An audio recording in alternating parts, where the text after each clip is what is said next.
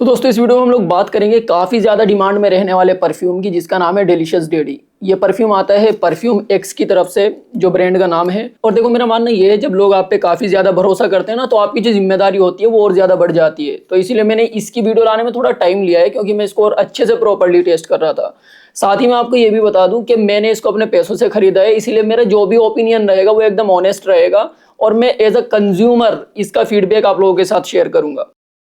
इस परफ्यूम की पूरी जानकारी मैं इस वीडियो में आपको दे दूंगा, जिससे आप इसको लेने से पहले सोच सके कि ये परफ्यूम आपके मतलब का है भी या नहीं है, इसका प्राइस क्या है, इसकी पैकेजिंग किस तरह की आती है, इसकी खुशबू कैसी है, लास्टिंग एंड प्रोजेक्शन कैसा है, और लास्ट में मैं आपको ये भी बताऊंगा कि क्या आपको ये परफ्यूम लेना चाहिए या फिर इसको अवॉइड करना चाहिए। तो सबसे पहले बात करेंगे दोस्तों मेरा डिलीवरी एक्सपीरियंस कैसा रहा। तो डिलीवरी एक्सपीरियंस अच्छा था, तकरीबन 4 दिन के आसपास मुझे मेरा पार्सल मिल गया था, तो उससे मुझे कोई शिकायत नहीं है। और एक चीज और है कि मैं जो भी बात करूंगा वो अभी की बात करूंगा, जब मैंने इसको खरीदा और मेरा एक्सपीरियंस जो भी रहा। फ्यूचर में क्या होगा, वेबसाइट चेंज होगी, पैकेजिंग चेंज होगी, बोतल चेंज होगी, उसका मुझे नहीं पता।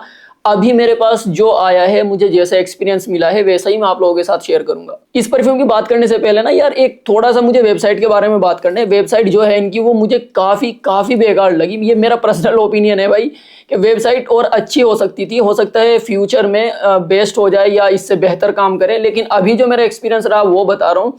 और आपको पता है कि हम सिर्फ फ्रेग्रेंस की बात नहीं करते, हम ओवरऑल ब्रांड की बात करते हैं। आप में से कुछ लोगों को ऐसा भी लग सकता है कि भाई पैकेजिंग से और वेबसाइट से क्या ही फर्क पड़ता है। भाई बिल्कुल फर्क पड़ता है। इससे एक जो फाउंडर होता है ना, उसका विजन दिखाई देता है कि वो अपनी छोटी छोटी चीजों को लेकर कितना ज्यादा सीरियस है। तो ये बस मुझे शेयर करना था, मैंने शेयर कर दिया। आप लोगों के लिए मैटर करता है तो ठीक है, नहीं करता तो भी ठीक है। अभी बात करते हैं हम लोग डिलीशियस डेडी की पैकेजिंग किस तरह की आती है। देखो प्राइस पॉइंट के हिसाब से इनकी पैकेजिंग तो बिल्कुल बेसिक है, जिसको मैं गलत नहीं बोलूंगा भाई। पैकेजिंग अगर इनके प्राइस पॉइंट के हिसाब से देखना तो सही है, लेकिन यहाँ पे भी एक प्रॉब्लम है भाई। देखो पेमेंट जो करते हैं ना हम किसी पैकेजिंग वाले को, वो बॉक्स की करते हैं, ना कि उसके डिजाइन की और उसके प्रिंट की। भाई अगर आपने बॉक्स बनवाया तो कम से कम इसका जो डिजाइन और इसका प्रिंट था उसको अच्छा किया जा सकता था। इसके पीछे जो ये जितनी भी डिटेल लिखी हुई है ना, ये फेड है। ऐसा जो इंक डलने के बाद जो फैल जाती है ना इंक, उस टाइप की इसकी डिटेल है। मैं फिर से बोलता हूँ कि ये जो छोटी छोटी चीजें हैं ना, इससे फाउंडर का विजन दिखाई देता है कि आप अपने प्रोडक्ट को लेके, अपने काम को लेके कितने ज्यादा सीरियस हो। और ये जो चीजें मैं बता रहा हूँ ये मेरा मानना है, हो सकता है आपका ओपिनियन इससे अलग हो। पैकेजिंग बहुत ज्यादा बेसिक है, पैकेजिंग को मैं कुछ नहीं बोलूंगा, ठीक है, लेकिन जो इसकी प्रिंटिंग क्वालिटी है वो बहुत ज्यादा बेकार मुझे लगी है। और साथ में एक सैंपल भी मुझे मिला है जिसका नाम है वनीला डेडी। ये मुझे काफ़ी अच्छा लगा, लेकिन मैंने इसको यूज़ नहीं किया। बाकी सैंपल देने वाली जो चीज़ है ना, वो मुझे काफ़ी ज़्यादा अच्छी लगी। कुछ इस तरीके के बॉक्स में आपको ये मिलता है, तो ठीक है। अगर बोतल देखें हम लोग, बोतल किस तरीके की मिलती है, तो बोतल कुछ इस तरीके की मिलती है। और इसमें भी आप में से काफ़ी लोगों को प्रॉब्लम नज़र आ गई होगी देखते ही, जो इन चीज़ों को थोड़ा सा समझते हैं। पहली जो प्रॉब्लम है ना, ये जो लेमिनेशन आपको दिखाई दे रही है, ये उतरी हुई है कॉर्नर से। ये जब मेरे पास आया था ना तभी उतरी हुई थी लेमिनेशन, ऐसा नहीं है कि अभी उतरी है। और साथ ही ये बोतल आप देखो कितनी लंबी है, और स्टिकर सिर्फ इतना सा। तो ये चीज़ें जो है खटकती है कि भाई आप थोड़ा इसको अच्छा कर सकते थे। और ये फिर से अगेन ये मेरा ओपिनियन है भाई, आपको समझना है समझो, आप चाहें तो इसको छोड़ सकते हैं।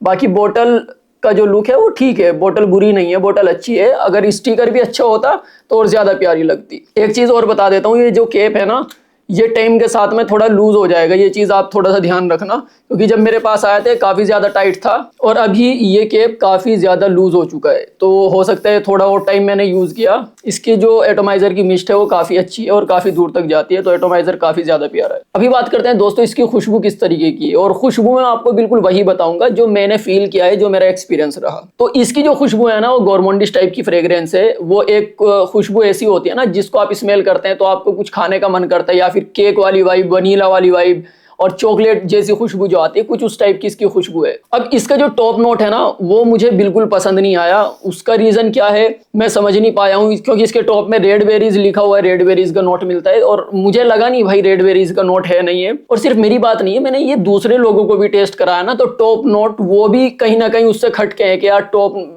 जैसे ही हम परफ्यूम स्प्रे करते हैं ना, वो जो खुशबू आती है वो लोगों को पसंद नहीं आई। इसका जो मिडल है ना, जिसके अंदर वनीला मिलता है और टोंका बीन मिलता है। अब वनीला एक ऐसी खुशबू होती है जो आपको हर एक गोरमोंडिस फ्रेग्रेंस में मिल जाएगी। वनीला किसी भी गोरमोंडिस फ्रेग्रेंस को इनहेंस कर देता है। और वनीला के बारे में मैं इतना भी समझता हूँ कि ज्यादातर लोगों को वनीला का नोट पसंद आता है, काफी प्यारी खुशबू होती है वनीला की। एक वार्म होती है, सिडक्टिव सी फ्रेग्रेंस होती है, जैसे स्मेल करते हैं तो अगर आपने कुछ टाइम से खाना नहीं खाया तो वैसे भी आपको भूख लगने लग जाती है। साथ ही इसके मिडल में टोंका बीन मिलता है। अब टोंका बीन भी ज़्यादातर गोरमोंडिश फ्रेग्रेंस के अंदर ही यूज़ किया जाता है ताकि फ्रेग्रेंस के अंदर एक चॉकलेट वाली वाइब दी जा सके, जो डार्क चॉकलेट वाली हल्की सी वाइब होती है। तो इसके मिडल में वो दोनों नोट मिलते हैं जो गोरमोन फ्रेग्रेंस को और ज़्यादा बेटर बनाते हैं। अब प्रॉब्लम क्या है, टॉप इसका पसंद नहीं आया, मिडल मुझे बहुत ज़्यादा पसंद है, साथ ही इसका बेस भी पसंद है। टोंका बीन का जो चॉकलेट वाला नोट है ना, वो मिडल से लेकर बेस तक जाता है और बेस में जाने के बाद में थोड़ा सा एक डार्क वाइब हो जाती है, थोड़ी सी स्वीटनेस और बढ़ जाती है बेस में जाने के बाद में। तो प्रॉब्लम ये है कि जैसे ही मैं स्प्रे करता हूँ तो मुझे इसके टॉप में से खुशबू पसंद नहीं आती बिल्कुल भी, लेकिन जब इसका मिडल आता है तो वो मुझे बहुत ज़्यादा पसंद आता है और बेस भी इसका पसंद आता है। टॉप को छोड़ के दोनों चीज़ पसंद आती है। अब मैं हर एक फ्रेग्रेंस के हर एक स्ट्रक्चर को नोटिस करता हूँ, इसीलिए मुझे इन चीज़ों का पता है और मैं समझ चुका हूँ कि इसकी खुशबू कैसी मुझे लगती है। अब खुशबू आप लोगों को समझ आ गई कि इसकी फ्रेग्रेंस किस टाइप की है। अभी देखते हैं इसकी लास्टिंग एंड प्रोजेक्शन। अब इसका जो प्रोजेक्शन है ना, वो इसके नोट से ही जुड़ा हुआ है। जो मैंने आपको बताया ना, इसका टॉप नोट मुझे पसंद नहीं है। अब जैसे ही हम स्प्रे करते हैं और इसका प्रोजेक्शन स्टार्ट होता है, यानी परफ्यूम को अप्लाई करते हैं, जो खुशबू फैलती है ना, उसको बोलते हैं प्रोजेक्शन। और प्रोजेक्शन जब इसका स्टार्ट होता है ना, तो टॉप नोट पे अच्छे से टिका रहता है। लेकिन प्रॉब्लम ये है, जैसे ही मिडल नोट स्टार्ट होता है, जो मुझे पर्सनली काफ़ी ज़्यादा पसंद है, उस वक्त तक इसका जो प्रोजेक्शन है मेरी टेस्टिंग में, वो ख़त्म हो जाता है। मैंने मल्टीपल टाइम इसको टेस्ट किया, प्रोजेक्शन इसका जब तक रहता है जब तक टॉप नोट रहता है, जो कि मुझे पसंद नहीं है। जब इसका मिडल आता है, जो चीज़ मुझे पसंद है, उस वक्त तक इसका जो प्रोजेक्शन है वो ऑलमोस्ट ख़त्म हो चुका होता है। और अगर कोई बिल्कुल आपके करीब खड़ा रहेगा या आपसे गले मिलेगा, तभी इसकी खुशबू को फील कर पाएगा, मिडल वाली को। और मिडल से लेके बेस तक स्ट्रक्चर इसका ऑलमोस्ट सेम ही मिलता है, यानी ऐसा नहीं है कि प्रोजेक्शन बहुत ज़्यादा बढ़ता है। प्रोजेक्शन ख़त्म होता है टॉप नोट के साथ और फिर मिडल और बेस ही रह जाता है। मुझे पर्सनली गोरमोंडिश टाइप की खुशबू ना काफ़ी ज़्यादा पसंद है, राइट। तो क्या इसकी खुशबू के अंदर कोई ऐसी खास बात है मैं इसको दोबारा खरीदूंगा? हाँ, इसको मैं अपने कलेक्शन में रखूंगा, इसको कभी कभी यूज़ कर सकता हूँ, बट ऐसा नहीं है कि इसको ख़त्म होने के बाद मैं दोबारा खरीदूंगा।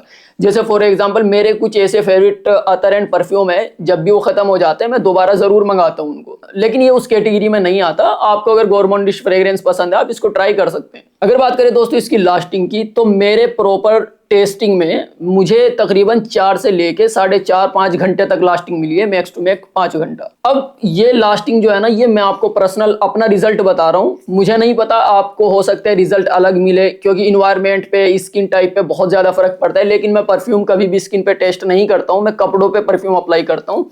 और मैं आपको भी यही रिकमेंड करूँगा कि आप स्किन पे अतर अप्लाई करिए और कपड़ों के ऊपर हमेशा परफ्यूम अप्लाई करिए। परफ्यूम को अवॉइड कीजिए स्किन पे अप्लाई करने से। तो मुझे इसका जो रिजल्ट मिला है कपड़ों के ऊपर, वो तकरीबन 4.5 से लेके 5 घंटे के आसपास मिला है। हालांकि इस टाइप की जो फ्रेग्रेंसेज होती है ना, जो वार्म होती है, थोड़ी ओरिएंटल टाइप की जो होती है, थोड़ी गोरमोंडिश होती है, इनकी लास्टिंग काफ़ी मिलती है और प्रोजेक्शन भी इनका बहुत ज़्यादा मिलता है। अब ऐसा क्यों हो रहा है कि इसमें लास्टिंग कम मिली है? तो इसका रीज़न मुझे लगता है ना, इसका सीज़न, ये जो खुशबू होती है ना, थोड़ी गर्म होती है, तो ये परफेक्ट होती है भाई विंटर के लिए। और हम इसको जो हाइप किया जा रहा है वो समर के लिए किया जा रहा है। अगर मैं समर में इसको लगा के कहीं ऑफिस में बैठूंगा या रूम के अंदर बैठूंगा ना, लिटरली मेरे पास से लोग उठ के चले जाएंगे। यानी एक तो इसका प्रोजेक्शन बहुत ज़्यादा लाउड है, लेकिन प्रॉब्लम ये भी तो है ना कि इस टाइप की खुशबू पहले ही गर्म है और इन्वायरमेंट भी गर्म बना हुआ है, तो लोगों के सर में बहुत जल्दी चढ़ती है। बाकी आपकी मर्जी है भाई, आप जैसा चाहें वैसा कर सकते हैं। और अगर बात करें दोस्तों इसके प्राइस की, तो ये 550 के आसपास में आपको 50 ml की क्वांटिटी में मिलता है। अभी 50 ml ही है, मुझे पता नहीं 100 ml में अवेलेबल है नहीं है। बाकी मैंने आपको अपना पूरा एक्सपीरियंस शेयर कर दिया, मुझे इसकी खुशबू कैसी लगी। अब मैं आपको ये बताता हूँ क्या आपको लेना चाहिए या फिर नहीं लेना चाहिए। तो आपको ना 2 चीज़ों का ध्यान रखना है। सबसे पहले पहला पॉइंट ये है कि आपको गोरमोंडिश टाइप की फ्रेग्रेंस पसंद होना जरूरी है। आपको मीठी और स्वीट टाइप की जो खुशबू होती है ना, आपको पसंद होनी चाहिए, तब आपको ये खुशबू पसंद आएगी। अगर आपको नहीं पसंद तो आपको परेशानी होगी। दूसरा जो पॉइंट है दोस्तों, वो ये है कि इसको समर में बिल्कुल भी मत खरीदना। अगर आपने हाइप में आके इसको समर में खरीद लिया तो आप यकीन मानिए आपको परेशानी होने वाली है। तो इसको जो है ना समर में अवॉइड कीजिए, और विंटर में आप इसको ट्राई कर सकते हैं, क्योंकि प्राइस इतना ज़्यादा नहीं है, 550 रुपये।